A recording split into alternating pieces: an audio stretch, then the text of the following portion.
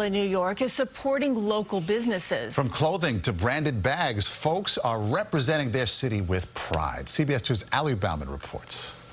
Giovanni Flores is a Queens native, but only bought this New York Yankees hat 6 months ago. It's like the culture nowadays. And he's not the only New Yorker sporting his city lately. A lot of people are representing New York. Arguably one of the city's proudest hometown brands is the Bronx native in Mott Haven. I think there's been a research after the pandemic. I feel like people feel more proud to be from New York City. New York Magazine has dubbed the trend Zizmore Core, a reference to the kitschy subway ads for Dr. Zizmore that were authentic to New York City. Remember the fanfare after Congressman Jerry Nadler brought a Zabar's bag to the impeachment hearing? It's a trend the Bronx native is seeing grow firsthand, and it's a win-win for local businesses who had to close their doors during the pandemic. I think 2020 has been the year that we've seen the most support, the most love from everyone. Many restaurants in the city struggling to stay open have turned to merchandise this year for the very first time. I think everyone wants to find a way to support restaurants and support the restaurants they love. Merch for Relief partners with independent restaurants around the country to design and sell branded clothing, with 95% of the proceeds going back to the restaurant.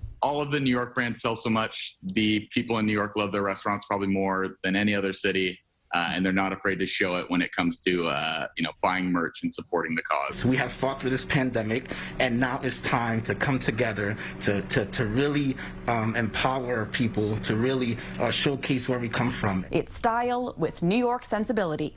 Ali Bauman, CBS 2 News. Shout out to the Bronx. Yeah. Love that. Go one step further, make sure it's made here locally too, Absolutely. right?